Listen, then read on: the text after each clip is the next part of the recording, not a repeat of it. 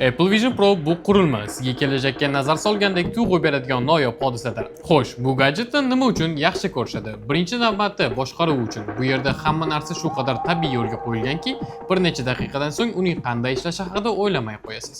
Siz shunchaki kerakli elementga qaraysiz, barmoqlaringiz bilan imo-ishora qilasiz va tizim o'sha zahoti javob qaytaradi. Bu juda tez, aniq va eng muhimi qulaydir. Ikkinchidan, Vision Pro Apple'ning ekosistemasida o'zini ajoyib namoyon qildi. Agar sizda MacBook bo'lsa, ko'z ongingizda ulkan virtual ekran paydo bo'ladi va siz xuddi katta ish stansiyada o'tirgandek ishlashingiz mumkin. Bu shunchaki chiroyli funksiya emas, undan har kuni bemalol foydalansa bo'ladi. Qurilmaning texnik ta'minoti to'g'risida alohida to'xtalish lozim. Vision Pro haqiqatan ham hayratlanarli ekranga, ko'z va qo'l harakatini aniq kuzatish tizimiga, sifatli tovushga hamda bunday formatdagi qurilma uchun yuqori darajadagi qulayliklarga ega.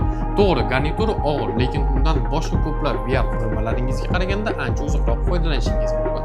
Biroq barcha afzalliklarga qaramay, eng asosiyisini tushunish muhim. Apple Vision Pro hozircha hamma uchun kerakli bo'lgan xarid emas. Bu usiz bugunoq nimadir yo'qotadigan gadjet ham emas.